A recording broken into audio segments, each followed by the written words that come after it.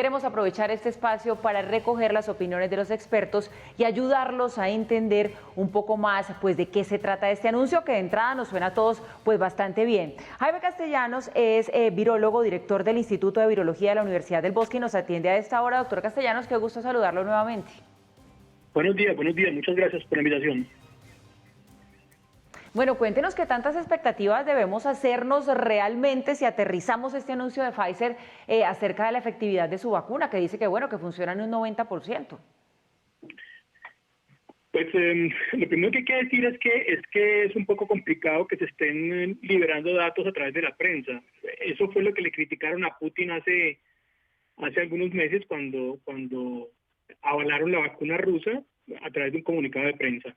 Creo que es importantísimo esperar los datos y los resultados. La vacuna de Pfizer tiene una característica especial y es que es una vacuna basada en RNA. Es decir, no es una vacuna como las otras que se han probado de Oxford, la de AstraZeneca o la china o la otra norteamericana, en la que se basa en un virus que contiene parte de COVID. En este caso es una molécula de RNA que cuando se inocula produce que las células del cuerpo produzcan la proteína del virus y generen una respuesta inmunológica.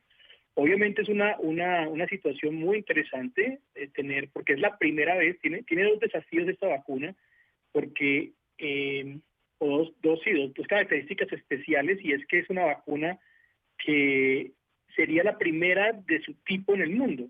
Es decir, una vacuna de RNA no basada en un virus o basada en una proteína, como sucede con las otras vacunas existentes, sino con una molécula, que es un RNA, que produce que induce a las células a producir las proteínas del virus. Entonces, eso es bien interesante. Lo segundo es que, claro, encontrarse con una eficacia del 90% pues genera muchísimas expectativas. Realmente es una buena noticia por ese lado. Si se puede confirmar, no sabemos todavía, porque lo que escuchamos en las noticias y en los comunicados de prensa es que es una vacuna, que los datos son preliminares pues porque no ha terminado todavía el proceso de la segunda dosis, por ejemplo, o la evaluación de todos los más de 40.000 voluntarios que están participando en el ensayo clínico. Ahora, doctor Castellanos, ¿por qué es importante lo del 90%? ¿Una vacuna no debería ser eficaz al 100%? Es una buena pregunta. Sí, eso sería lo ideal, pero la realidad es que ninguna vacuna tiene una eficacia del 100%. En estas vacunas, todos los investigadores y fíjense que es importante, es un dato interesante. Todos los investigadores y los fabricantes, los desarrolladores de vacunas, presumen que la vacuna, en el mejor de los casos, debería tener una eficacia del 60%. Fíjense usted, del 60%. Eso quiere decir que evite el 60% de las infecciones o enfermedades en las personas vacunadas. Ya si eso fuera así, nos hubiéramos evitado, en este momento estamos en 50 millones de infectados en el mundo, significaría que hubiéramos evitado 30 millones de infecciones y por lo tanto una reducción también grandísima en el número de fallecidos. O sea, tener una eficacia del 60% en una vacuna completamente nueva, recientemente desarrollada, sería una buena noticia. Por lo tanto, entonces, encontrar datos que nos dicen que son una eficacia, datos preliminares, todavía no publicados, que no han sido revisados ni por científicos externos a la empresa de Pfizer, ni por las autoridades regulatorias mundiales, tener un dato del 90%, pues es una buena noticia, una excelente noticia para la empresa. Pensar en que pueden estar muy por encima de lo que se presume para la eficacia en la vacuna al inicio de cualquier proceso de vacunación. Doctor Castellanos, pero entonces, hablando a carta blanca, a carta abierta, ¿en qué estamos? Porque usted empezaba esta entrevista diciéndonos, es muy preocupante que este tipo de informaciones se estén revelando a través de los medios de comunicación. ¿Cuánto falta desde este anuncio de Pfizer que habla del 90% de su efectividad hasta que de verdad pueda tener una licencia, pueda ser homologada y empiece a ser distribuida? ¿Eso en tiempo cuánto es? No, No, desafortunadamente en eso hay que ser muy cautos, muy cautelosos, porque el desarrollo de las vacunas y las estudios de las características y el resultado de la eficacia, y el siguiente paso es que ellos tienen que entregarles los datos, en este caso, como es una vacuna fabricada en Estados Unidos, entregársela a la FDA para que haga los análisis estadísticos y verifique que los datos son correctos y adecuados. Ellos no han acabado el estudio porque entiendo que de los 45.000 voluntarios que están involucrados en el estudio, solamente, es decir, aproximadamente 38.000, o sea, como un 80%, han recibido la primera dosis.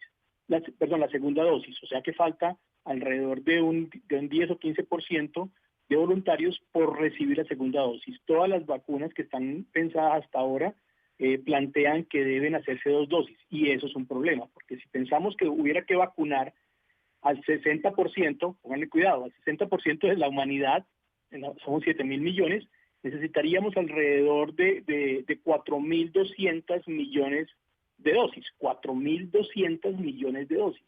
Y si son 2 dosis serían 8.400 millones de dosis. Es decir, en matemáticas eso es complicado. Producir esa tal cantidad de vacunas en un tiempo limitado es muy difícil. Esta vacuna tiene una dificultad adicional, y es que como es una molécula diferente, requiere estar congelada en un congelador especial, no un congelador común y corriente como se trabaja con otras vacunas, sino en un congelador especial para mantenerla hasta el momento en que se administra. O sea, eso va a ser un gran reto para la distribución de la vacuna. O sea que hay una gran cantidad de dificultades técnicas y logísticas, pero en términos claros sobre en qué momento podría estar la vacuna disponible para la venta, yo creo que antes de 6 meses es casi imposible. Y para Colombia, los países desarrollados que están en los puestos finales de la fila, pues eso puede demorarse tal vez un poco más. O sea, no hay que hacerse mucha ilusión con el asunto de la vacuna. Es muy importante para la humanidad porque si se demuestra que tiene una alta eficacia y tiene una baja presentación de efectos adversos, una baja frecuencia de efectos adversos, pues eso es una noticia importante. Pero de ahí a que nos llegue, a que podamos a nuestros adultos mayores, a nuestros abuelos, a las personas que están enfermas del corazón, hipertensión, diabetes, que son altamente susceptibles a enfermarse y morirse por el COVID, estamos un poco lejos todavía. Y más, como digo, en los países subdesarrollados, donde la capacidad política y de maniobra internacional para la adquisición de vacunas puede ser mucho más difícil. Claro. Doctor Castellanos, ahora, este anuncio lo hace Pfizer, pero hay otras farmacéuticas que están trabajando en la vacuna. ¿Cuál sería esa diferencia básica, esa diferencia fundamental entre esta que está desarrollando Pfizer y las demás?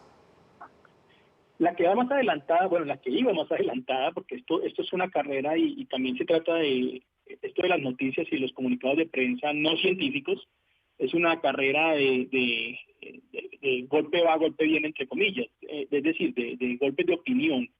Ustedes se dieron cuenta que las acciones de la empresa subieron 8 o 10% solamente por el anuncio de prensa. Eso dice también mucho acerca de lo que están queriendo implementar con este tipo de anuncios.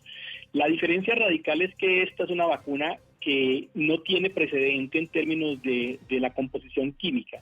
Insisto en que la mayor parte de las vacunas, la vacuna de influenza, por ejemplo, que nos ponemos todos los años y que debemos ponerlos en este momento, repetir las dosis en este momento para evitar la infección por el virus de influenza, para no confundirla, en el caso que tengamos gripa, no confundirse con el COVID.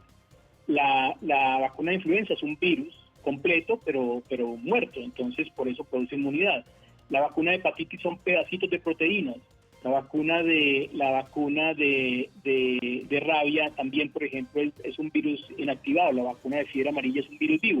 Entonces hay varios tipos de vacunas. Esta vacuna de Pfizer tiene una característica, y es que es de RNA. Es decir, es una molécula que no es una vacuna, no es un virus, sino una molécula que cuando entra en las células induce a que las células produzcan la proteína del COVID.